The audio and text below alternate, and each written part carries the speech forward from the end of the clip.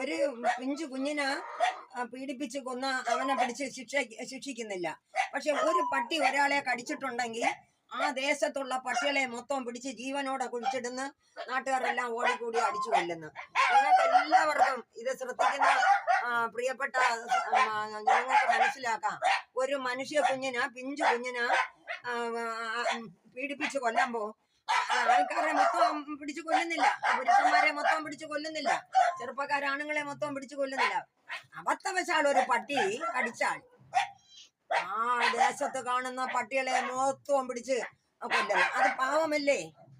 എന്തുകൊണ്ട് അങ്ങനെ ചെയ്യുന്നില്ല? അവനെയൊക്കെ കൊണ്ട് ജയിലിലിട്ട് 3 നേരത്തെ ഭക്ഷണവും കൊടുത്ത് തീറ്റിപ്പോറ്റിയതാ 13 വയസ്സുള്ള ഒരു പെൺകുഞ്ഞിനാ. അത് വ്യക്തമായിട്ട് അതിൽ പറയട്ടെ.